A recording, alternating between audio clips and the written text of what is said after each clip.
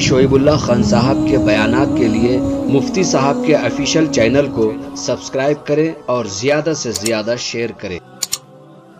الحمدللہ رب العالمین والصلاة والسلام على سید الانبیاء واشرف المرسلین وعلى آلہ وصحبہ اجمعین ومن تبعهم بإحسان في كل زمان ومكان إلى يوم الدين أما بعد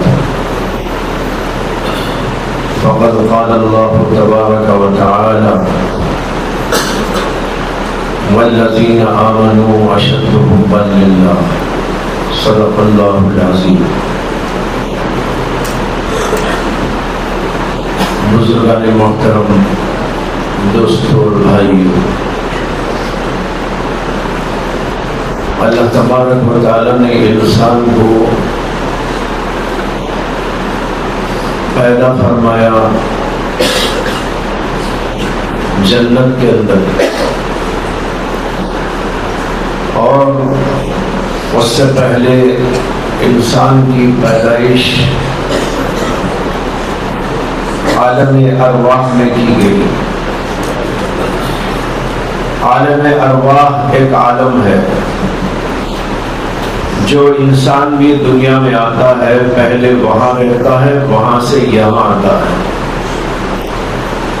عالم ارواح میں روحیں ہوتی ہیں، اجسام نہیں ہوتے۔ پھر اللہ تبارک و تعالی جسموں کو لگا کر ان کی روحیں اس میں ڈال دیتا ہے، اور اس عالم اجسام میں اور عالم شہادت میں اس کا ظہور ہوتا ہے۔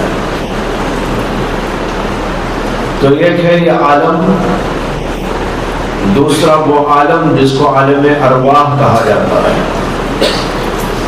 جب اللہ تبارک و تعالیٰ نے انسانوں کو وہاں پر پیدا کیا، سب سے پہلے تو آدم علیہ السلام کو پیدا کیا، پھر ان کی پشت سے ان کی تمام ذریت کو نکالا،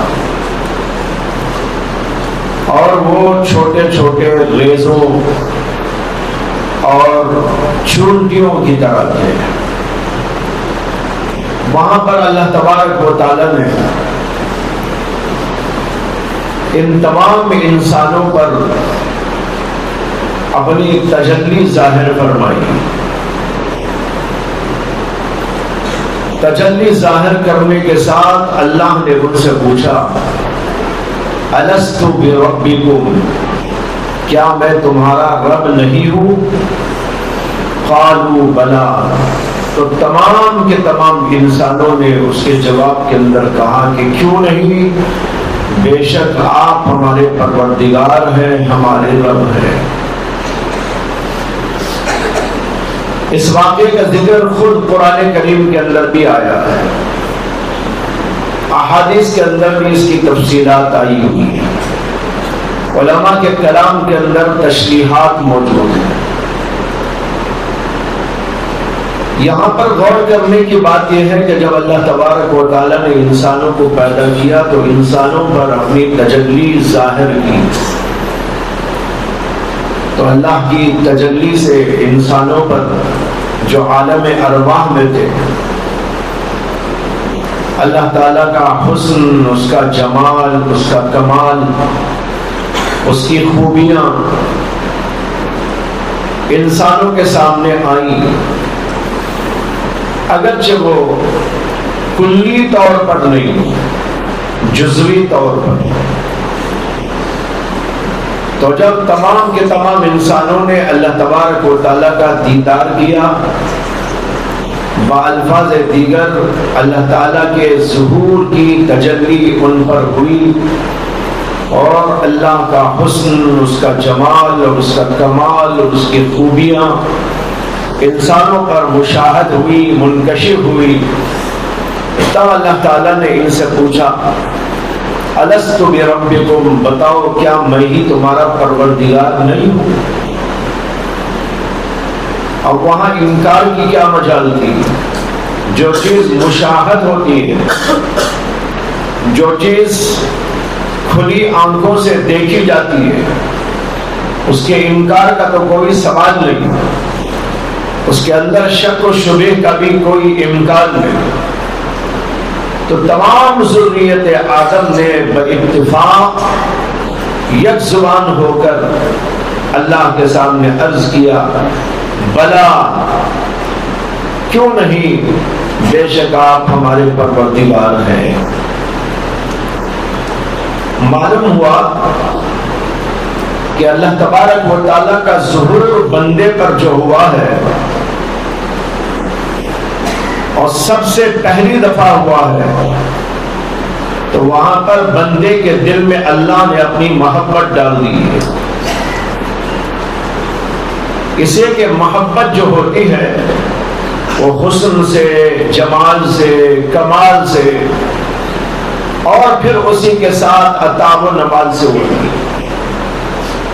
وہاں پر ان چیزوں کا مشاہدہ ہوا، تمام بندوں نے دیکھا اللہ کا حسن لاجواب ہے، اس کا جمال لاجواب ہے، اس کا کمال لاجواب ہے، اور اس کی عطا اس طریقے پہ ظاہر ہوئی کہ بندوں نے دیکھا کہ اللہ نے ہم کو پیدا کیا ہے۔ یہ پیدا کرنا تخلیق کا بہت عظیم کارنامہ تھا۔ سب نے مشاہدہ کیا کہ اللہ تبارک و تعالیٰ نے ہم کو پیدا کیا ہے، اور پیدا کر کے بڑی خوبیاں رکھی ہیں، سننے کی خوبی، دیکھنے کی خوبی، بولنے کی خوبی، سمجھنے کی خوبی، یہ سارے کمالات انسانوں کے اندر اللہ تبارک و تعالیٰ نے رکھے ہیں۔ اس سے ان کو واضح طور پر سمجھ میں آیا کہ اللہ کی ذات سب سے زیادہ حسین اور جمیل ہے، اور سب سے زیادہ صاحب کمال ہے، اور عطا و نوال بھی اس طریقے پر کہ اسی نے ہم کو پیدا کیا ہے، اور یہ ساری کے ساری مختلف قسم کی طاقتیں اور قوتیں اور مختلف قسم کی صلاحیتیں ہمارے اندر رکھی ہیں۔ اس سے معلوم ہوا کہ وہ عطا و نوال کرنے والا ہے۔ جب یہ چیز سامنے آ گئی تو سارے بندوں نے باتفاق کہا، بلا کیوں نہیں، بے شک آپ ہمارے پروردگار ہیں۔ پروردگار اس لیے کہا کہ رب کہتے ہیں تربیت کنندہ کو، تربیت کرنے والا، چھوٹی چیز کو تربیت دیتے ہوئے اس کے انتہائی مقام تک پہنچانے والا۔ بندوں نے یہ دیکھنے کے بعد اقرار کیا کہ آپ ہی ہمارے پروردگار ہیں۔ یہ واقعہ عالم ارواح کے اندر ہوا، اور انسان کی گھٹی میں کوئی اور چیز نہیں، سب سے پہلی چیز اللہ کی محبت ڈالی گئی۔ دنیا میں گھٹیاں کچھ اور ہوتی ہیں، لیکن اللہ تعالیٰ نے وہاں پر اپنی محبت کی گھٹی ڈال دی، اور یہاں پر ہم کو بھیجا۔ یہاں پر آنے کے بعد بندے کے اندر اللہ تبارک و تعالیٰ کی محبت پائی جاتی ہے، ایک فطری چیز ہے۔ یہ الگ بات ہے کہ انسان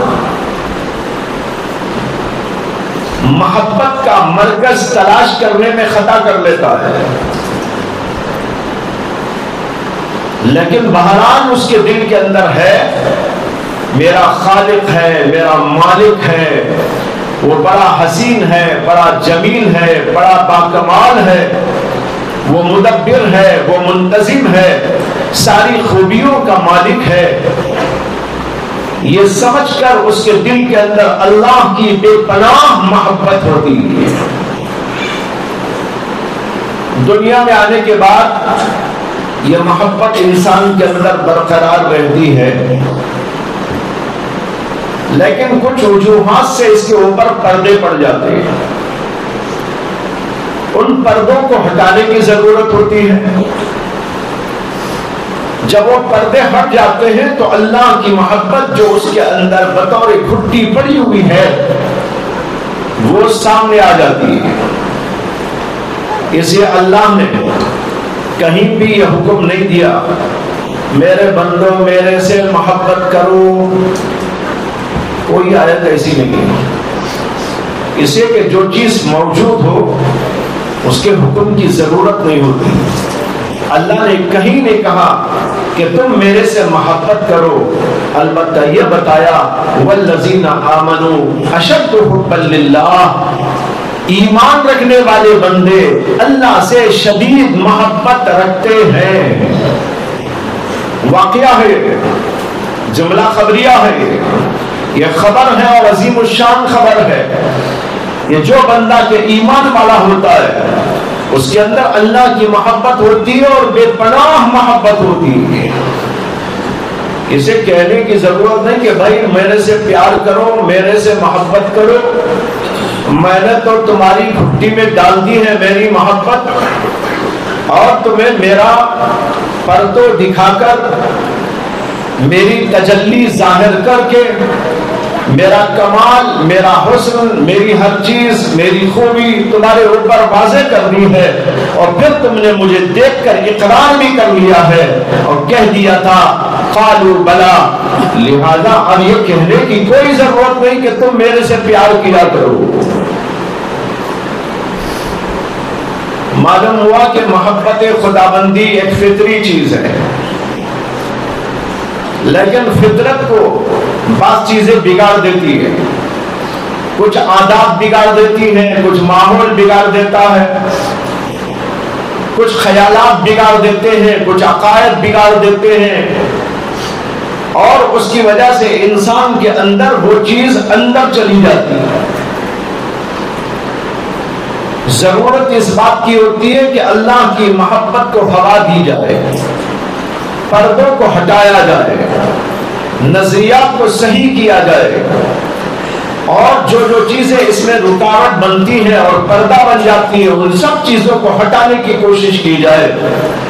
تو پھر تو اللہ کی محبت اندر موجود ہے اور وہ رہتی ہے، بس اسے ذرا ہوا دینے کی ضرورت ہے. محبت دو طرح کی ہوتی ہے. ایک محبت وہ جو اللہ نے گھٹی میں ڈال دی،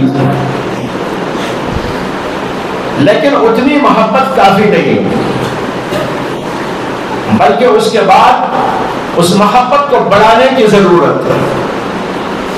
اس لیے قرآن کریم نے کہا والذین آمنوا اشد حبا للہ. اہل ایمان اللہ تعالیٰ سے شدید محبت رکھتے ہیں. معلوم ہوا معمولی محبت نہیں رکھتے بلکہ شدید محبت رکھتے ہیں. اور یہ شدید محبت ایمان کا تقاضا ہے. جو اور لوگ ہیں ان کے اندر بھی ہوتی ہے محبت، لیکن کہیں اندر پڑی ہوئی ہوتی ہے. اس کے اوپر نظریات، عقائد اور کچھ اور چیزیں، ماحول، خراب ماحول، بری صحبتیں، یہ سب چیزیں آ کر اسے پردے میں ڈال کے رکھ دیتی.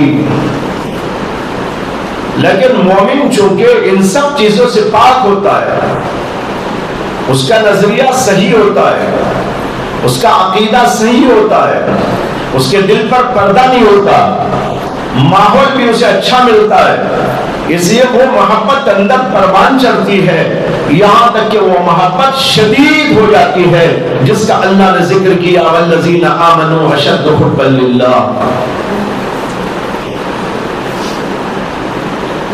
لیکن اتنی فطری چیز آج ہم سب لوگوں کے لیے ایک مسئلہ بن گئی.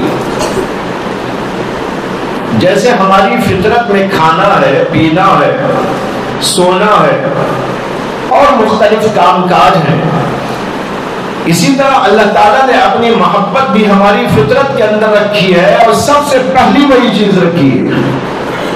لیکن اس کے باوجود یہ ایک مسئلہ بن گیا. اب اس پر درس دینا پڑتا ہے، سمجھانا پڑتا ہے، لوگوں کو بتانا پڑتا ہے کہ اللہ سے محبت کرنے کی ضرورت ہے. کتنی عجیب بات ہو گئی. یہ تو ایسا ہوا جیسے کسی انسان کو یہ سمجھانے کے لیے کوئی بیٹھ جائے کہ بھائی تمہیں کھانا کھانے کی ضرورت ہے، تمہیں روزانہ پانی بھی پینا چاہیے، اور دیکھو بڑی نصیحت کرتا ہوں، وصیت کرتا ہوں کہ روزانہ سونا بھی ضروری ہے، اور کھانے پینے کے بعد ملا کے بعد خلا کی بھی ضرورت ہے۔ اگر کوئی درس دینے بیٹھے تو سب ہنستے ہیں، لیکن اس سے بڑی ہنسی کی بات تو یہ ہونا چاہیے کہ اللہ کی محبت کا سبق پڑھایا جائے گا ایک مومن بندے کو کہ بھائی اللہ سے محبت کرنے کی ضرورت ہے، تم چیزوں کی محبت میں کیوں گرفتار ہو، تم زمین و آسمان کی محبت میں کیوں گرفتار ہو، تم مردوں اور عورتوں کی محبت میں کیوں گرفتار ہو، تم اشیاء کی محبت میں کیوں گرفتار ہو، تم کپڑوں کی محبت میں کیوں گرفتار ہو، مختلف اور چیزیں تمہارے دل میں کیوں سما گئی ہیں، جبکہ اللہ کی محبت سب سے بڑی محبت ہے جو تمہارے دل میں ہونا چاہیے۔ یہی وہ چیزیں ہیں جو اس محبت کو اندر ڈال دیتی ہے۔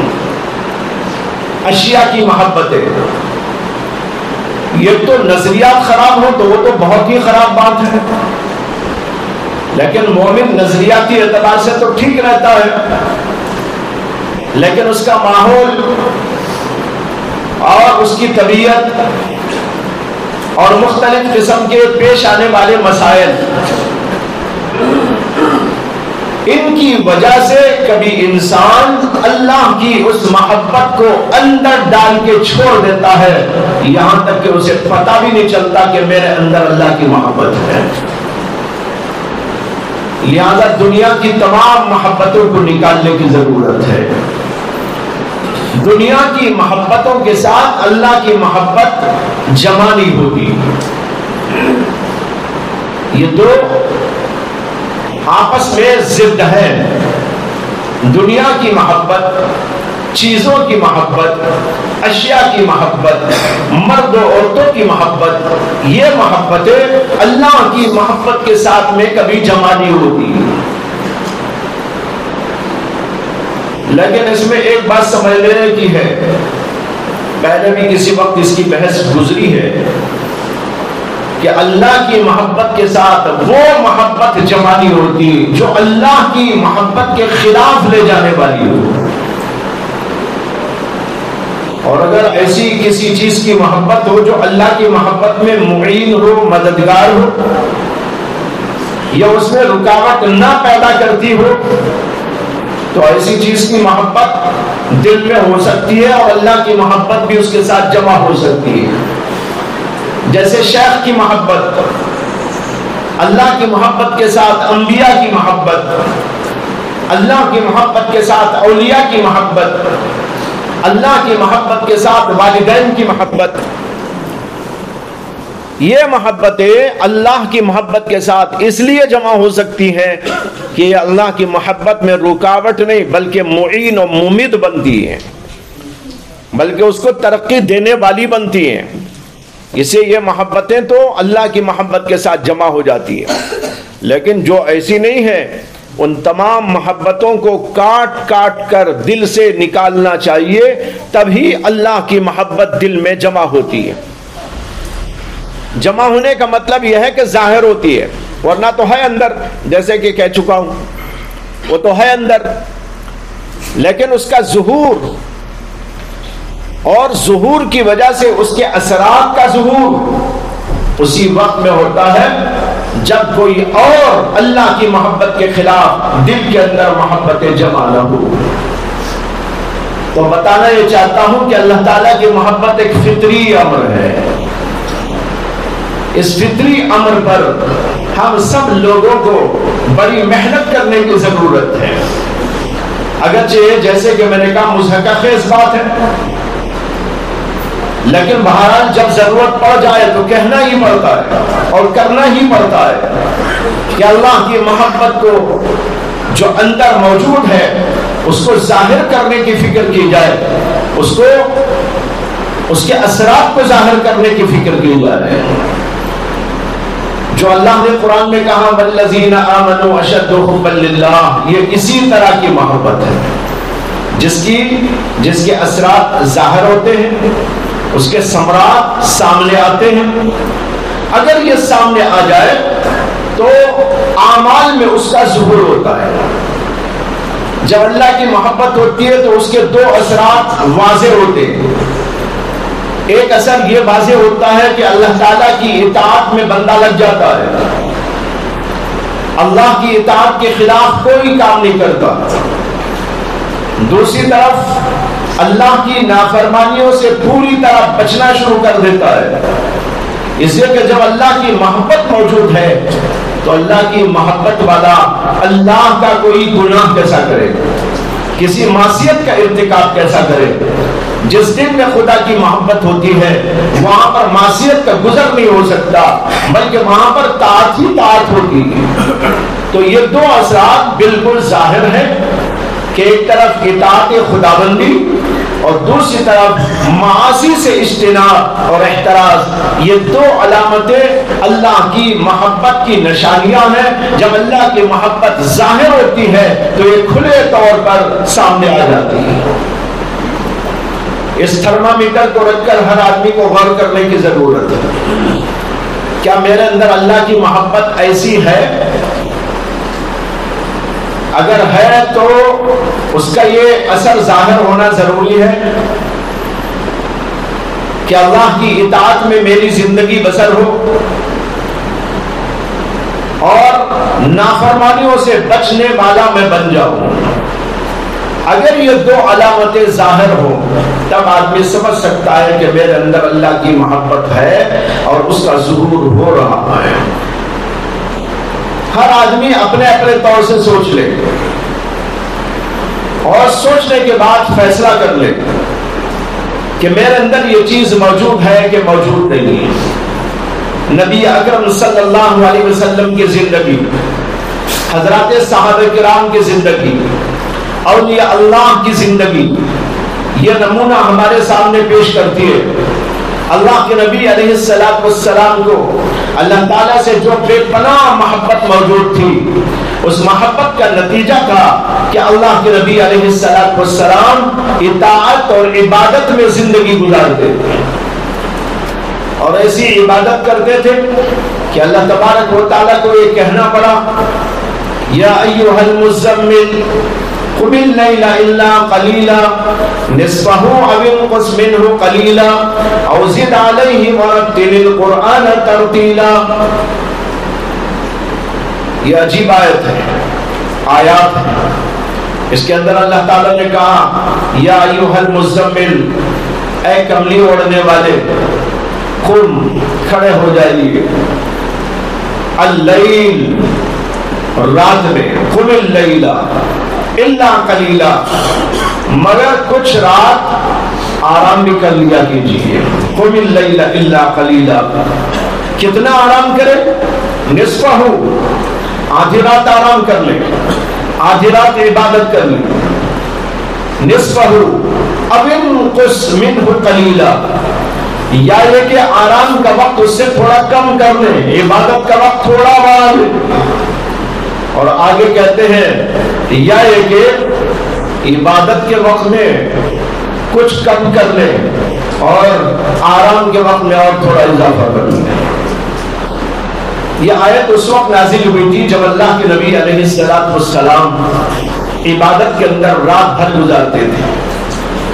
تو اللہ تعالیٰ کو مقصود یہ تھا کہ نبی اکرم صلی اللہ علیہ وسلم کو یہ بتائے کہ آپ آرام بھی کیا کیجیے، پوری رات آپ عبادت کرتے ہیں تو اس کے اندر کچھ کمی ہونا ہے، آرام کا وقت بھی ہونا چاہیے۔ یہ اللہ کی محبت تھی جو نبی اکرم صلی اللہ علیہ وسلم کو پوری رات عبادت کرنے پر لگا دیتی تھی۔ لیکن اللہ تعالیٰ نے یہ نہیں کہا اے نبی علیہ السلام آپ رات میں سو جائیں، تھوڑی دیر عبادت کر لیں، یا آدھی رات عبادت کر لیں، یا آدھی رات سو جایا کریں۔ قم اللیل، نم اللیل نہیں فرمایا، حالانکہ بولنا تو یہی تھا نا، آپ عبادت کر رہے تھے، عبادت میں لگے رہتے تھے، اللہ کو کہنا تھا تھوڑی دیر آپ آرام کریں، سو جایا کریں، لیکن اللہ نے سو جاؤ نہیں کہا، بلکہ یہ کہا قم اللیل، کھڑے ہو جاؤ، رات بھر عبادت کرو، مگر کچھ دیر آرام بھی کیا کرو۔ یہ دراصل محب و محبوب کے تعلق کی بنا پر ہے۔ جب نبی اکرم صلی اللہ علیہ وسلم اللہ تعالیٰ کی محبت میں عبادت میں لگتے تھے،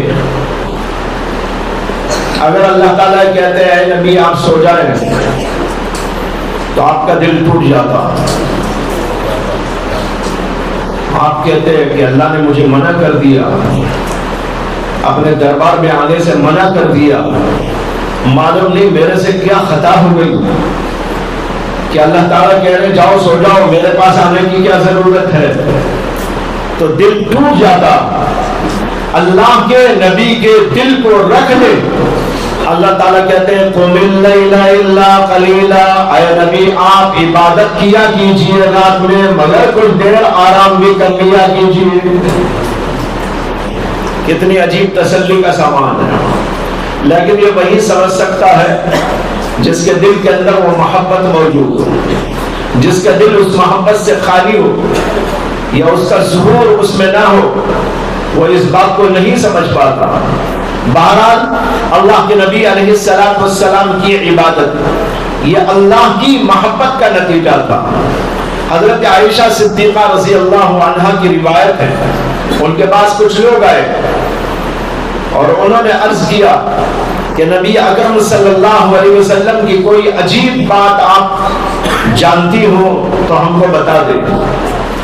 حضرت عائشہ نے فرمایا کہ وہ کون سی بات ہے جو عجیب نہیں تھی؟ اللہ کے نبی کی سبھی باتیں عجیب تھی، تم پوچھ رہے ہو کوئی عجیب بات بتاؤں، کون سی بات ایسی ہے جو عجیب نہیں تھی؟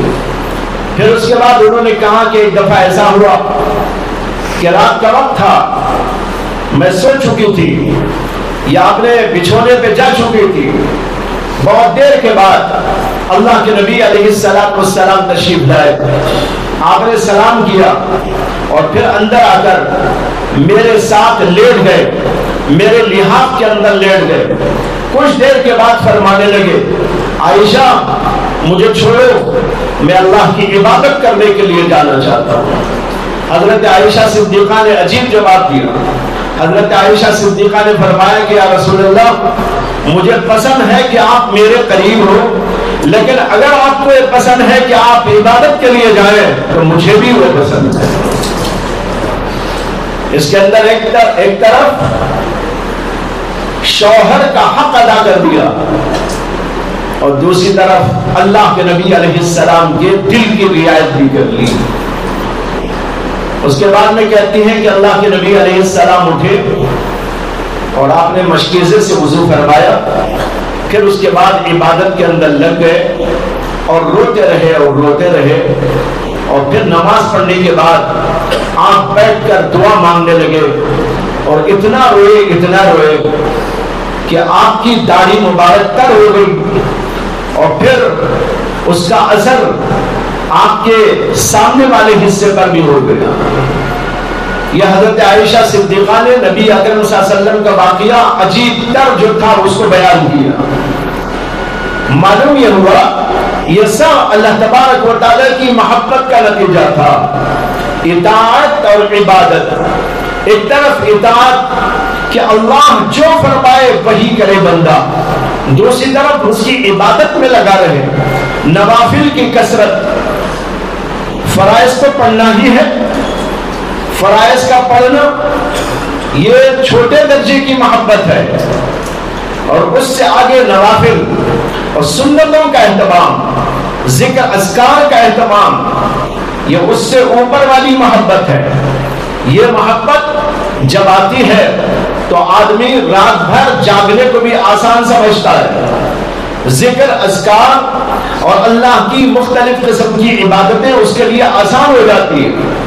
قرآن پاک کی تلاوت بہت آسان ہو جاتی ہے، بغیر تلاوت کے اس کو نیند نہیں آتی، بغیر اللہ کا ذکر کیے اس کو نیند نہیں آتی، اللہ تبارک و تعالیٰ کی یاد کیے بغیر اس کو سکون اور چین نہیں ملتا، اس لیے کہ وہ اللہ سے محبت کرتا ہے، اور اللہ کی محبت جب ہوتی ہے یہ ساری کے ساری چیزیں سامنے آتی رہتی ہیں۔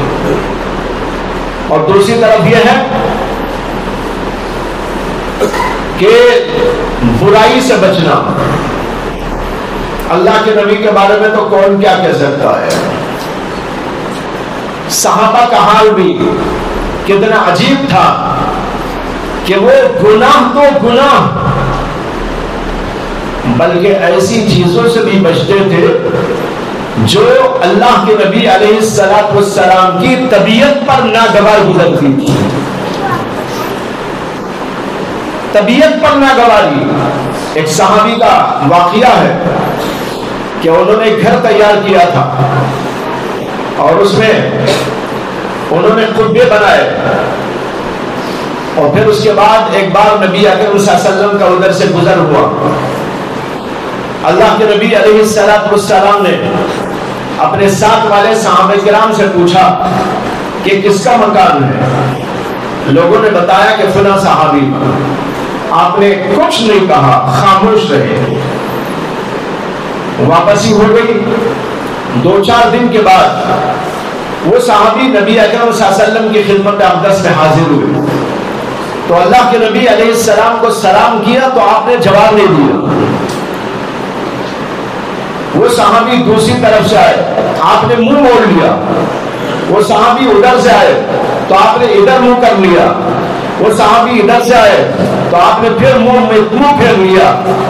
وہ بہت پریشان ہوئے اور صحابہ کرام سے جا کر پوچھنے لگے کہ کیا میرے بارے میں کوئی آیت نازل ہو گئی ہے کہ اللہ کے نبی علیہ السلام میرے سے ناراض نظر آتے ہیں؟ لوگوں نے کہا ہمیں تو نہیں معلوم، تمہارا کوئی تذکرہ کسی مجلس کے اندر بھی اللہ کے نبی نے نہیں کیا۔ ایک صحابی نے کہا کہ مجھے اتنا معلوم ہے کہ چند دن پہلے اللہ کے نبی صلی اللہ علیہ وسلم کا گزر تمہارے گھر کے اوپر سے ہوا اور آپ نے یہ معلوم کیا تھا کہ گھر کس کا ہے، تو ہم نے بتایا تھا کہ تمہارا گھر ہے، بس اتنی بات آئی تھی، اس کے سوا ہم کچھ نہیں جانتے ہیں۔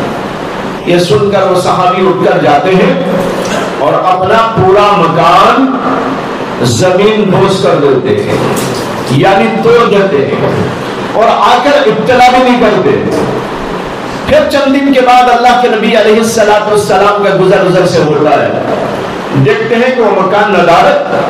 پوچھا کہ بھئی وہ مکان کیا ہوا؟ لوگوں نے کہا یا رسول اللہ آپ کی خدمت میں صحابی آئے تھے اور آپ نے سلام کا جواب نہیں دیا تھا، ان سے منہ موڑ لیا تھا، انہوں نے ہم سے پوچھا تھا، ہم نے بتایا تھا کہ آپ کا گزر مکان پر سے ہوا تھا۔ بس یہ سن کر وہ آئے اور یہ سمجھ کر کہ وہ مکان آپ کو پسند نہیں آیا، انہوں نے اپنا پورا مکان زمین بوس کر دیا۔ یہ تھے حضرات صحابہ۔ اللہ اور اللہ کے نبی علیہ السلام کی جو بات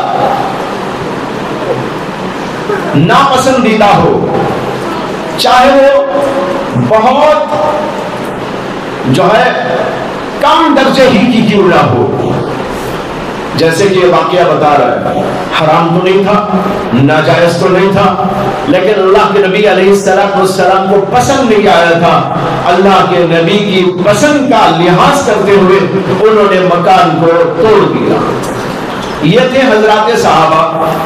اس سے معلوم ہوا کہ اللہ اور اللہ کے رسول کی اطاعت یہ کامیابی کی سب سے پہلی دلیل ہے۔ قرآن کریم نے کہا والذین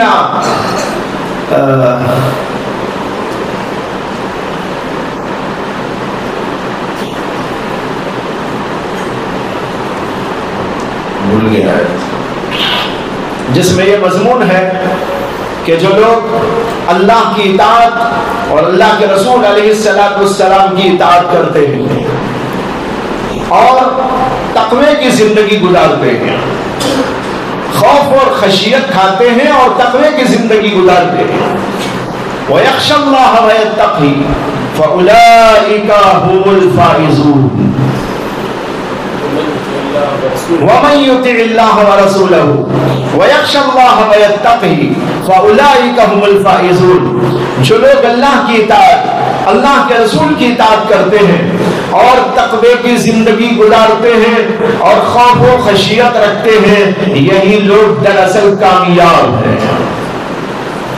اس میں پہلے تو ہے اطاعت خداوندی اور اطاعت رسول کا تذکرہ۔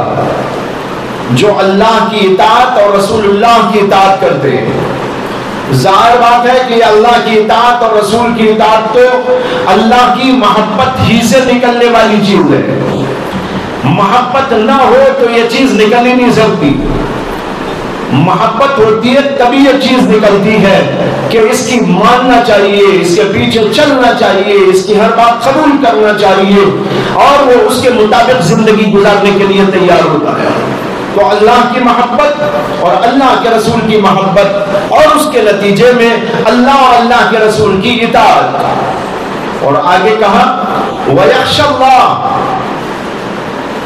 اور اللہ تعالیٰ سے ڈر کر زندگی گزارے، وَيَتَّقِهِ، اور تقوی کو اختیار کرے۔ یہ دو لفظ ہیں، ایک خشیت کا اور ایک تقوی کا۔ خشیت کے معنی ہے ڈر۔ ڈر جو ہوتا ہے وہ پچھلے زمانے پر ہوتا ہے، اور تقوی جو ہوتا ہے وہ آگے کی زندگی کے لیے ہوتا ہے۔ مطلب یہ ہے کہ جو اللہ تعالیٰ سے ڈرتا ہے تو وہ قدم پھونک پھونک کر تقوی کی زندگی اختیار کرتا ہے۔ اگر خوف و خشیت دل میں نہ ہو تقوی نہیں آ سکتا۔ تقوی آئے گا اس وقت جب دل کے اندر اللہ کا خوف ہوگا، اللہ کی خشیت ہوگی۔ جب ڈر آ جائے گا تو ڈر ڈر کر زندگی گزارنے کا نام تقوی ہے۔ یہاں قدم رکھوں کہ نہ رکھوں، یہاں دیکھوں کہ نہ دیکھوں، فلاں چیز اٹھاؤں کہ نہ اٹھاؤں، فلاں لفظ بولوں کہ نہ بولوں، فلاں چیز کھاؤں کہ نہ کھاؤں، یہ چیز سوچوں یا نہ سوچوں، سوچ سوچ کر غور فکر کر کر کر جب قدم بڑھاتا ہے تو اس کا نام ہوتا ہے تقوی۔ روایتوں میں آتا ہے کہ حضرت ابی بن کعب رضی اللہ تعالی عنہ نے حضرت ابی بن کعب رضی اللہ تعالی عنہ سے حضرت امیر المؤمنین عمر بن خطاب رضی اللہ عنہ نے ایک بار پوچھا، جب وہ خلیفہ تھے، کیا ایک آپ یہ بتاؤ کہ تقوی کسے کہتے ہیں؟ تو انہوں نے کہا یا امیر المؤمنین، کیا آپ کا گزر کبھی ایسی جگہ سے ہوا ہے جہاں کانٹے ہی کانٹے ہوں؟ امیر المؤمنین نے کہا کہ ہاں بسا اوقات ہوا ہے۔ کہا کہ جب آپ کانٹوں دار جگہ سے زمین سے گزرے تھے تو آپ کس طرح گزرتے تھے؟ انہوں نے کہا اپنے آپ کو سمیٹ کر، اپنے آپ کو بچا بچا کر، اپنے کپڑوں کو بچا کر، اپنے جسم کو بچا کر اس طرح گزرنا کہ کوئی کانٹا چھو نہ جائے، اس طرح گزرتا تھا۔ تو اس پر حضرت ابی بن کعب نے کہا ذاک التقوی، تقوی اسی کا نام ہے، یعنی ڈر ڈر کر زندگی کرنا، کانٹا نہ چبھ جائے، غلط چیز نہ ہو جائے، آنکھ میں غلط چیز نہ آ جائے، زبان پر غلط بول نہ آ جائے، اور کان میں کوئی غلط چیز نہ پڑ جائے، ہاتھ پیر سے کوئی غلط کام نہ ہو جائے، دماغ میں کوئی غلط سوچ نہ آ جائے۔ اس طرح بچ بچ کر چلنے کا نام دراصل تقوی ہے۔ تو چار باتیں اللہ نے کہی، ایک اطاعت خداوندی، دوسرے اطاعت رسول، اور تیسرے خشیت، اور چوتھے تقوی۔ اور خشیت پر تقوی خود بخود مرتب ہو جاتا ہے۔ جب خوف آئے گا دل کے اندر تو آدمی سوچ سوچ کے بولے گا، سوچ سوچ کے کھائے گا، سوچ سوچ کے عمل کرے گا۔ ہر چیز کے اندر اسے خوف ہوگا کہ کہیں بس پرس نہ ہو جائے، یہ جائز ہے کہ ناجائز ہے، ایسا کرنا ٹھیک ہے کہ نہیں ہے، شریعت اس کی اجازت دیتی ہے یا نہیں دیتی ہے۔ ہر جگہ پر سوچ سوچ کر جائے گا، اسی کا نام دراصل تقوی ہے۔ جو آدمی یہ 4 کام کرتا ہے، اس کے بارے میں قرآن کہتا ہے فَأُولَئِكَ هُمُ الْفَائِزُونَ، یہی لوگ دراصل کامیاب ہونے والے ہیں۔ قرآن میں ایک اور جگہ اللہ تعالیٰ نے کہا مَنْ عَمِلَ صَالِحًا مِنْ ذَكَرٍ أَوْ أُنْثَىٰ وَهُوَ مُؤْمِنٌ فَلَنُحْيِيَنَّهُ حَيَاةً طَيِّبَةً وَلَنَجْزِيَنَّهُمْ أَجْرَهُمْ بِأَحْسَنِ مَا كَانُوا يَعْمَلُونَ۔ جو آدمی بھی نیک عمل کرے گا، چاہے مرد ہو کہ عورت، مرد کرے گا تو اس کے لیے بھی، عورت کرے تو اس کے لیے بھی، بشرطے کہ وہ مومن ہو۔ وَهُوَ مُؤْمِنٌ، کہتے ہیں فَلَنُحْيِيَنَّهُ حَيَاةً طَيِّبَةً، تو ہم ایسے لوگوں کو مزیدار زندگی دیں گے۔ حضرت تھانوی نے اس کا ترجمہ کیا ہے پر لطف زندگی، مزیدار زندگی، حیات طیبہ۔ یہ حیات طیبہ جو مرتب کیا گیا ہے وہ عمل صالح اور ایمان پر ہے۔ ایمان تو ہے، ایمان کے بعد اعمال صالحہ، اور اعمال صالحہ 2 ہیں، ایک وہ اعمال صالحہ جو کرنے کے ہیں، ایک وہ اعمال صالحہ جو بچنے کے ہیں۔ گناہوں سے بچنا بھی عمل صالح ہے، جیسے نماز پڑھنا عمل صالح، شراب نہ پینا بھی عمل صالح ہے، جھوٹ نہ بولنا بھی عمل صالح ہے، رشوت نہ کھانا بھی عمل صالح ہے، غلط بیانی نہ کرنا بھی عمل صالح ہے۔ تمام گناہوں سے بچنا خود اپنی جگہ پر ایک عمل صالح ہے۔ تو اللہ نے کہا من عمل صالحا، جو آدمی بھی نیکی کرے گا، اچھا کام کرے گا، دونوں اس کے اندر آ گئے، اطاعت بھی آ گئی، گناہوں سے بچنا بھی آ گیا۔ جو آدمی بھی یہ کرے گا، اللہ تعالیٰ کہتے ہیں ہم اس کو مزیدار زندگی دیں گے۔ مزیدار زندگی کیا ہوتی ہے؟ بہت سے لوگ یہ سوچتے ہوں گے بڑے اچھے اچھے کھانے ملیں گے، بہت اچھا صوفہ ملے گا، اچھے اچھے بیڈ ملیں گے، بڑے عالیشان مکانات مل جائیں گے۔ یہ معنی نہیں ہے اس کا۔ حیاتاً طیبہ کا معنی ہے پر لطف زندگی۔ علماء کہتے ہیں کہ یہ اکثر علماء کہتے ہیں کہ اس سے مراد دنیا کی زندگی ہے۔ حیات طیبہ دنیا میں اللہ عطا کریں گے اور وہ پر لطف زندگی ہوگی، اس لیے کہ آگے آخرت کے بارے میں کہا گیا ہے وَلَنَجْزِيَنَّهُمْ، ہم ان کو اجر بھی عطا کریں گے، ان کی جزا بھی ہم بہترین طریقے پر ان کو عطا کریں گے۔ یہ تو آخرت میں ملے گا۔ تو جب آخرت کا ذکر آگے ہے تو یہاں حیات طیبہ سے مراد یہ دنیا کی زندگی ہے، کہ دنیا کی زندگی میں مزیدار زندگی اللہ تبارک و تعالیٰ عطا کریں گے ان لوگوں کو جو ایمان کے ساتھ اعمال صالحہ کو انجام دیتے ہیں، یعنی نیکیاں کرتے ہیں اور گناہوں سے بچے رہتے ہیں۔ تو حیات طیبہ کیا ہے؟ یہ دنیا کی مزیدار زندگی۔ اس کی تفسیر میں متعدد اقوال ہیں۔ بعض علماء کہتے ہیں رزق حلال میسر آ جائے گا۔ جو آدمی یہ کام کرے گا تو اسے اللہ تبارک و تعالیٰ رزق حلال عطا فرمائے گا، اور رزق حلال کھائے گا تو اس کے دل کے اندر ماشاءاللہ راحت و فرحت اور انبساط اور انشراح کی کیفیتیں پیدا ہو جائیں گی، نیکی کے جذبات پیدا ہو جائیں گے، برائی سے بچنے کے خیالات پیدا ہو جائیں گے، حتیٰ کہ برائی کی طرف ذہن بھی نہیں جائے گا۔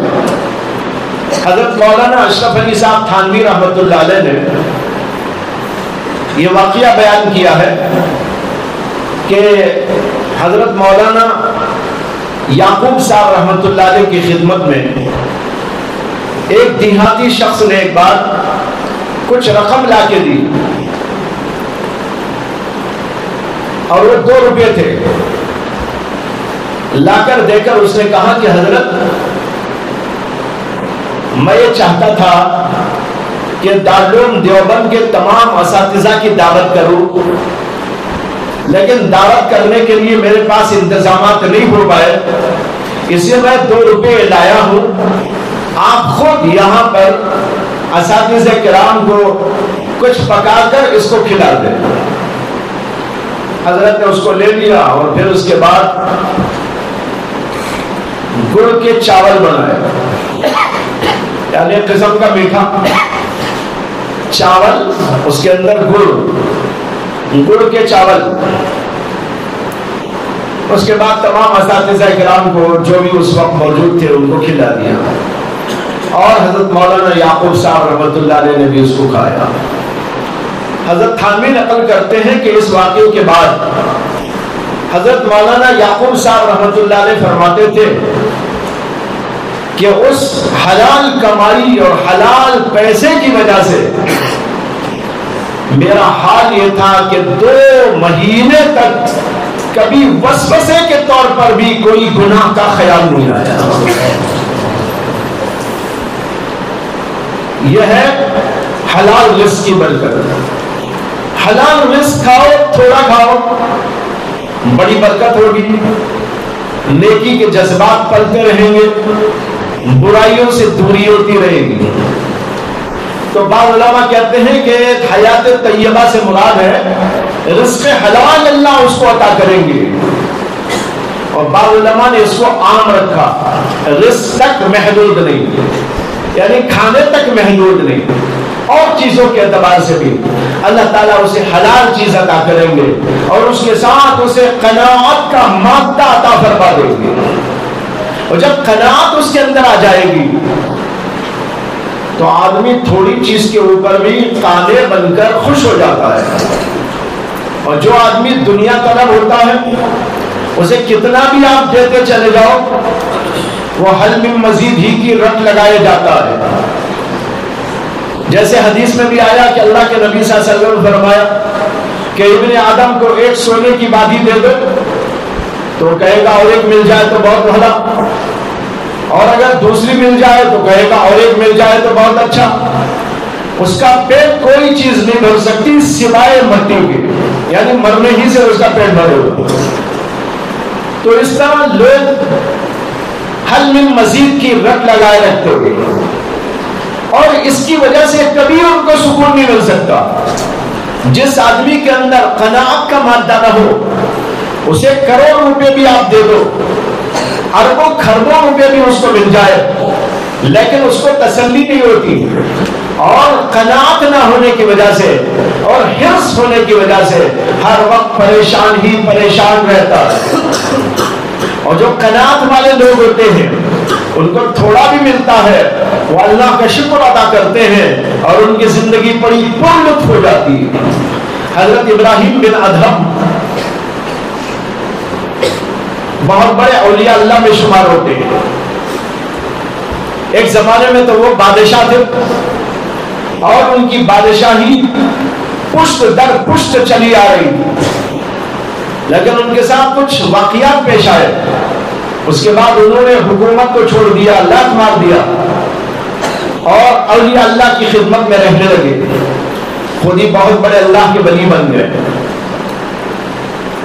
جس زمانے میں وہ ان سب چیزوں کو چھوڑ کر جنگلات میں رہتے تھے، ایک بار اپنے ساتھیوں کے ساتھ سوکھی روٹی کھائی، اور سامنے ایک نہر بہ رہی تھی، پانی پینے کے لیے وہاں پر گئے، پانی پیا اور پھر ایک ڈبکی لگائی، اور اس کی وجہ سے ٹھنڈک ہو گئی، اور آ کر فرمانے لگے اللہ تعالیٰ نے اس روٹی، اس سوکھی روٹی اور اس پانی کی وجہ سے جو سکون ہم کو عطا کیا ہے یہ تو بادشاہوں کو بھی نصیب نہیں ہے۔ اگر بادشاہوں کو پتہ چل جائے کہ ہمارے دلوں میں سکون کیسا پایا جاتا ہے، یا اللہ کی اطاعت، اللہ کے ذکر، اللہ تبارک و تعالیٰ کی فرمانبرداری کے نتیجے میں اگر ان کو پتہ چل جائے کہ اس کے ہمارے پاس کیسا سکون موجود ہے، تو اس کو حاصل کرنے کے لیے فوج لے کر ہمارے اوپر آ جائیں گے۔ لیکن انہیں پتہ نہیں ہے، ان کو پتہ ہی نہیں ہے، بے وقوف ہے، وہ تو صرف کھانے اور پینے اور ان چیزوں کے مزے میں ہیں، اور انہیں جو اصلی مزہ ہے وہ نہیں معلوم، وہ اصلی مزہ اللہ عطا کر دیتے۔ کچھ لوگوں کو اسباب دیتے ہیں اور کچھ لوگوں کو حقیقت اسباب عطا کر دیتے ہیں. کچھ لوگوں کو اسباب میں پھنسا دیتے ہیں. بیڈ بہت اچھا، نیند غائب،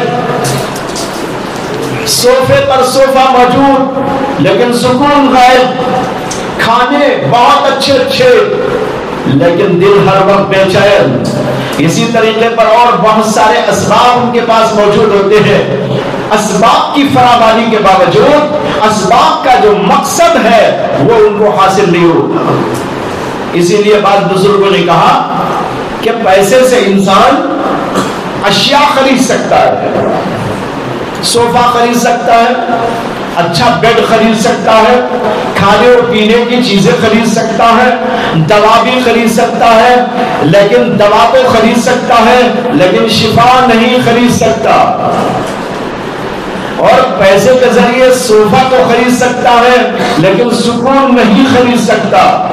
اسی طریقے پر کھانے اور پینے کی اشیاء تو خرید سکتا ہے لیکن اصل لطف اور اصل جو مزہ ہے وہ ان کو حاصل نہیں ہوتا، اس لیے کہ ان کا دل تو پریشان ہی پریشان رہتا ہے. تو بھائیوں، اللہ کی محبت اپنے دلوں میں پیدا کرے اور ایسی وہ ہو جس سے کہ اطاعت ظاہر ہو اور گناہوں اور نافرمانیوں سے انسان بچنا شروع کر دے، یا عمل صالح اس کو حاصل ہو جائے تو پھر تو بڑی پر لطف زندگی اسے اللہ عطا کرتے ہیں. یہ دنیا کی زندگی ہے اور پھر آخرت کی زندگی وہ ہے جس کے اندر تو وہ ہمیشہ ہمیشہ رہنے والا، اس کے بارے میں بتانے کی ضرورت ہی ہوئی. بہت سارے لوگ یہ سمجھتے ہیں کہ ہم دین پر عمل کریں تو دنیا کا کوئی فائدہ نہیں. یہ بات غلط ہے. اگرچہ اصل فائدہ اور ہمارا مقصود اصلی وہ آخرت ہے، جنت ہے، اللہ کی رضا ہے، اسی کے لیے ہم کو کرنا چاہیے. لیکن جب انسان اللہ کی رضا جوئی کے لیے اور جنت طلبی کے لیے نیک اور اچھے اعمال کرنے لگتا ہے تو اللہ تعالیٰ دنیا کے اعتبار سے بھی اسے بہت کچھ عطا کر دیتے ہیں. اور جیسے کہ کہاں حیاتن طیبہ اس کو مل جاتی ہے، سکون کی زندگی، پر لطف زندگی، مزیدار زندگی جو بادشاہوں کو بھی نصیب نہیں ہوتی. حضرت شیخ الحدیث مولانا زکریا صاحب کانلوی رحمۃ اللہ علیہ نے اپنی آپ بیتی کے اندر لکھا ہے کہ ایک زمانہ جب میرے والد کا انتقال ہوا تو میرا حال یہ تھا کہ میرے پاس پیسہ بالکل نہیں تھا، اور حضرت کا وصال جب ہوا تو ان کے اوپر، یعنی والد کا انتقال ہوا تو ان کے اوپر 18,000 روپے کا قرضہ تھا. 18 لاکھ نہیں، 18,000 کا. اس زمانے میں بہت بڑی رقم تھی. کہتے ہیں 18,000 روپے قرضہ تھا. اور حضرت نے وصیت کی تھی مجھے کہ کسی طور پر بھی ادا کرنا تمہاری ذمہ داری ہے. کہتے ہیں ان کے انتقال کے بعد میں لوگوں سے قرض لیتا، جس کو دینا ہوتا اس کو دیتا، اس سے لیتا اس کو دیتا، اس سے وعدہ کرتا لینے والے سے کہ 1 مہینے میں تمہیں لوٹاؤں گا. جب وہ 1 مہینہ آ جاتا تو کسی اور سے قرض لے کر اس کا قرض ادا کرتا اور اسے کہتا 1 مہینے کے بعد تم کو دوں گا. پھر وہ مہینہ آتا تو کسی اور سے قرضہ لیتا اور اس طریقے پر یہ سلسلہ چلتا رہا. یہ واقعہ بیان کیا، پھر آگے چل کر لکھا ہے اب اللہ کا فضل ایسا ہے کہ لوگ مجھے دیکھ کر کہتے ہیں یہ تو بادشاہ ہو گیا ہے. دیکھ رہے ہیں اللہ کی طرف سے برکتیں، دنیاوی اعتبار سے بھی اللہ تبارک و تعالیٰ برکتیں ہی برکتیں نازل فرماتے ہیں. یہ واقعہ حضرت نے آپ بیتی میں لکھا ہے، الفاظ مجھے یاد نہیں، خلاصہ کلام میں نے آپ کے سامنے بیان کیا ہے. بہرحال بتانا یہ ہے کہ ہمیں اللہ کی محبت کو اجاگر کرنا چاہیے. اب میں یہ عرض کرنا چاہتا ہوں کہ اللہ کی محبت کیسے اجاگر کی جاتی ہے. اللہ تعالیٰ کی محبت کو اجاگر کرنے کے لیے یہ تو جو اعمال صالحہ ہیں اس کو جی نہ چاہتے ہوئے بھی کرنا شروع کر دیتے ہیں۔ یہ جی نہ چاہتے ہوئے جو میں نے کہا ہے یہ دفع دخل مقدر ہے۔ یعنی اگر میں یہ کہتا کہ اللہ کی محبت کو اجاگر کرنے کے لیے اللہ تبارک و تعالیٰ کی عبادت کیجئے، اطاعت کیجئے، تو سوال یہ پیدا ہوتا کہ اللہ کی محبت ہوتی تو ہم خود اطاعت کر لیتے،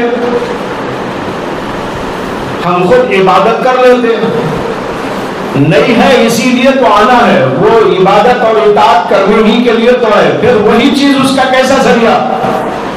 اس کا جواب میں نے اس لفظ میں دیا ہے کہ جی نہ چاہتے ہوئے بھی کرے۔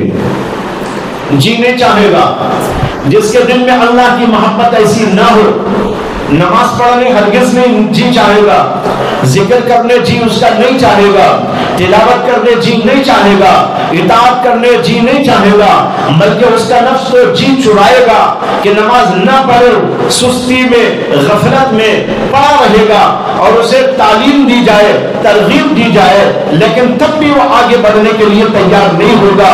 یہ اس وقت ہوتا ہے جب انسان کے دل کے اندر اللہ کی ایسی محبت نہیں ہوتی جیسی کہ ہونی چاہیے، لیکن اب کرنا کیا ہے؟ اسے جی نہیں چاہے گا پھر بھی کر، یا ایسا سمجھو جیسے ایک حکیم صاحب علاج دیتے ہیں، دوا کھاؤ، جی نہیں چاہتا پھر بھی کھانا ہے، ٹیبلٹ کھانا ہے، انجیکشن لگانا ہے۔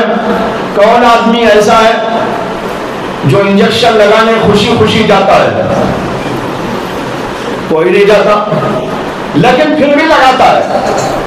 یہاں پر عقل کو برتنا چاہیے، طبیعت کے جذبے کو یہاں پر مغلوب کرنا چاہیے۔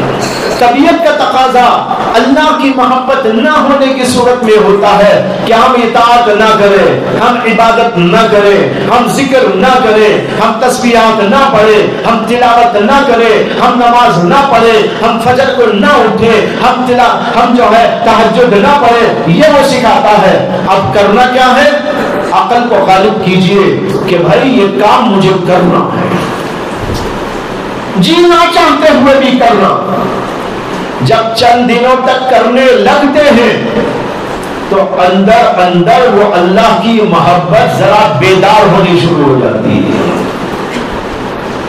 اسی طریقے پر گناہوں سے بچنے کو جی نہیں چاہے گا، لیکن نہ چاہتے ہوئے بھی بچنا شروع کر دے تو پھر آہستہ آہستہ اللہ تبارک و تعالیٰ کی محبت اندر سے بڑھنی شروع ہو جائے گی، اور اس کے ساتھ ذکر اللہ میں لگ جائے۔ ذکر کرنے بھی اس کی طبیعت نہیں چاہے گی، لیکن روزانہ پابندی کے ساتھ 1000 بار، 2000 بار، 3000 بار، جتنی فرصت ہو۔ کسی کو زیادہ فرصت ہے تو وہ زیادہ، اور کسی کو کم فرصت ہے تو اپنی فرصت کے مطابق اللہ کے ذکر سے غافل نہ رہے، جی نہ چاہنے کے باوجود بھی اپنی عقل کو یہاں استعمال کرے کہ اس کے کرنے سے بے شمار فائدے ہیں، مجھے دنیا میں بھی فائدہ ملے گا، آخرت کے اندر بھی فائدہ ملے گا، اللہ کی رضا مجھ کو مل جائے گی، اس لیے مجھے ضرور کرنا ہے۔ یہ سوچ سوچ کر عقل کو غالب کر کے، طبیعت کو مغلوب کر کے ذکر کرنا شروع کر دے۔ جب یہ کرتا رہے گا، ایسا سمجھو کہ ذکر ایک ہوا کا پنکھا ہے اور محبت الہیہ ایک چنگاری کی شکل میں اندر موجود ہے۔ اس چنگاری پر جب ذکر کا پنکھا آپ ہلاتے رہیں گے، اور اسی طرح نماز کا پردہ، نماز کا پنکھا ہلاتے رہیں گے، تسبیحات کا جو ہے یہ ہلاتے رہیں گے، تو وہ اندر سے بیدار ہونا شروع ہو جائے گی، اس کے اندر کچھ چنگاریاں بڑھنی شروع ہو جائیں گی، اور پھر وہ شعلہ جوالا بن جائے گا، اور آپ کو پتہ بھی نہیں چلے گا، ایسا وہ شعلہ بن کر آئے گا کہ پھر آپ تہجد چھوڑ کر سونا چاہیں گے، وہ کہے گا نہیں سو سکتے، اٹھو۔ آپ ذکر نہیں کرنا چاہیں گے، لیکن وہ شعلہ جوالا آپ کو سونے نہیں دے گا، وہ آپ کو کھانے نہیں دے گا، وہ آپ کو پینے نہیں دے گا، وہ آپ کو دوسرے کاموں کی طرف جانے نہیں دے گا. وہ کہے گا پہلے یہ کرو، اللہ کا ذکر کرو، نماز کا وقت ہو جائے. کیا مجال ہے کہ وہ نماز چھوڑ کر یوں ہی بیٹھا رہے؟ وہ اندر سے شعلہ جوالا اس کو بے قرار کر دیتا ہے، اور اندر ہی اندر سے اتنی بے قراری بن جاتی ہے کہ وہ قرار سے کبھی نہیں بیٹھ سکتا. نماز کا وقت ہونے کے بعد بغیر نماز پڑھے بندہ مومن کو کبھی بھی قرار نہیں آ سکتا. معلوم ہوا کہ یہ کرنے کی چیزیں ہیں. اور دوسری چیز صحبت اہل اللہ. صحبت اہل اللہ کی تاثیر ایک مسلم چیز ہے، اس میں کوئی دو رائے کبھی نہیں ہوئی. ہاں اگر کسی نے اس کے اندر دوسری رائے اختیار کی ہے تو وہ بے وقوف نے کی ہے، لیکن ان کا کوئی اعتبار نہیں. عقل مند لوگوں نے کبھی اس کے اندر اختلاف نہیں کیا. ہمیشہ یہ بات مسلم رہی کہ صحبت کا اثر ضرور ہوتا ہے. بری صحبت کا برا اثر اور اچھی صحبت کا اچھا اثر حدیثوں میں بھی موجود ہے، قرآن کے اندر بھی موجود ہے، بزرگوں کے اقوال میں بھی موجود ہے، اور پریکٹیکلی بھی یہ چیز دیکھی جاتی ہے. لہذا اہل اللہ کی صحبتوں کو اپنے لیے لازم کر لینا یہ بھی اللہ کی محبت کے لیے بہت بڑا ایک طریقہ کار ہے. لیکن آج کے زمانے میں یہ چیز چھوڑ گئی. اس سے اتنی غفلت جس کی کوئی حد و انتہا نہیں. بلکہ آگے چل کر ایک بات کہوں، ذکر بھی دائمی اسی وقت ہو سکتا ہے جبکہ صحبت اہل اللہ نصیب ہو. اگر صحبت اہل اللہ نصیب نہیں تو ذکر پر بھی مداومت نہیں ہو پائے گی، نیکیوں پر بھی مداومت نہیں ہو پائے گی، گناہوں سے بچنے پر بھی انسان آمادہ نہیں ہوگا. چند دن آمادہ ہوگا پھر پیچھے، چند دن آمادہ ہوگا پھر پیچھے، چند دن آمادہ ہوگا پھر پیچھے، بلکہ کبھی کبھی ایسا ہوگا کہ بہت آگے بڑھ کر بہت پیچھے چلے جائے گا. اسی بات طے شدہ ہے کہ اہل اللہ کی صحبتوں میں رہنا، اٹھنا اور بیٹھنا، ان کی باتوں کو سننا، اور سننے سے مراد یہ نہیں ہے کہ کوئی علمی دقائق سننے کے لیے جمع ہو جائے. علمی دقائق سننا ہو بخاری کے درس میں سنے جا کر، ترمذی کے درس میں سنے جا کر، اور کسی ایسے درس کے اندر جا کر سنے. مجالس روحانیہ و ایمانیہ کا جو مقصد ہوتا ہے وہ قلوب کو ڈرمانا، ایمان و عمل صالح کے لیے تیار کرنا، ان کی روحانیت کو بیدار کرنا، یہ مقصد ہوتا ہے. اس کے اندر علمی نکات و دقائق کی بحث کوئی سوال نہیں. بعض علماء اس غلط فہمی میں ہے، بعض لوگ اس طرح کی وجہ سے اپنے آپ کو پیچھے بھی رکھتے ہیں. یاد رکھنا چاہیے مجالس کا یہ مقصد نہیں ہوا کرتا. مجالس کا مقصد وہی ہے جو ایک ڈاکٹر کی مجلس کا مقصد ہوتا ہے. ڈاکٹر آپ کو حقائق و دقائق نہیں سمجھاتا، جو ڈاکٹری کے فن کی باتیں نہیں بتاتا، وہ آپ کو دوائیوں کی حقیقتیں نہیں سمجھاتا. وہ آپ کو بتاتا یہ کھانا ہے، یہ بچنا ہے، یہ کرنا ہے، یہ نہیں کرنا ہے، یہ دوا لینا ہے، اتنے بجے لینا ہے، اس طریقے پر لینا ہے. اس کا کام تو اتنا ہی. تو بہرحال بتانا یہ ہے کہ یہ دو چیزیں میں نے اس وقت آپ کے سامنے رکھی. ایک مداومت علی الطاعات وعلی الاذکار وعلی التسبیحات، جی چاہے یا نہ چاہے ہر صورت کے اندر. اسی لیے جب حضرت حکیم الامت تھانوی سے کسی آدمی نے یہ پوچھا تھا کہ حضرت ذکر کرتا ہوں تو مزہ نہیں آتا، انہوں نے فرمایا جب مزہ آئے تو غذا سمجھو، جب مزہ نہ آئے تو دوا سمجھ کر کیا کرو. مزہ نہیں آ رہا ہے تو سمجھیے کہ میں انجیکشن لگا رہا ہوں، پلس کھا رہا ہوں، کڑوی گھونٹ پی رہا ہوں. یہ کڑوی گھونٹ میں کیا مزہ آئے گا؟ اس لیے کہ بیمار آدمی جب ذکر کرتا ہے تو مزہ نہیں آتا، جیسے کہ میں کہہ چکا ہوں. لیکن مزہ مزہ مزہ مزے کی فکر میں رہے گا تو کبھی اسے وہ چیز حاصل ہی نہیں ہوگی. حاصل ہوگی تو سزا حاصل ہوگی، کرے گا نہیں وہ سزا تک پہنچ جائے گا. اسے مزے کی فکر نہیں کرنا چاہیے بلکہ اذکار اور وظائف اور نیکیوں اور طاعات کی فکر کرنا چاہیے. اس میں لگا رہے، جی چاہے تو بھی، جی نہ چاہے تو. اور دوسری بات میں نے عرض کی، اہل اللہ کی صحبت، اس کے بغیر یہ چیز بھی زیادہ مفید نہیں ہوتی. دونوں کا بڑا گہرا تعلق ہے، بڑا گہرا جوڑ ہے، اس کو پیش نظر رکھنا بہت ضروری ہے. آخر یہی تو وجہ ہے کہ اللہ تبارک و تعالی نے قرآن کریم کے اندر فرمایا، یا ایھا الذین آمنوا اتقوا اللہ وکونوا مع الصادقین. اے ایمان والو، تقوی کی زندگی اختیار کرو اور نیک لوگوں کی صحبت میں رہا کرو. تقوی سے اس کا جوڑ پیدا ہو گیا. جب آدمی کو متقی بننا ہو، عبادات میں لگنا ہو، گناہوں سے بچنا ہو. عبادات میں لگنا، گناہ سے بچنا، یہی تقوی کی جو ہے تقوی کا خلاصہ ہے. یہ دو چیزیں ہیں تقوی میں. تو اللہ نے پہلے تو تقوی کا حکم دیا اور اس کے فوری بعد کہا وَكُونُوا مَعَ الصَّادِقِينَ. نیک لوگوں کی صحبت میں، صادقین کی صحبت میں رہا کرو.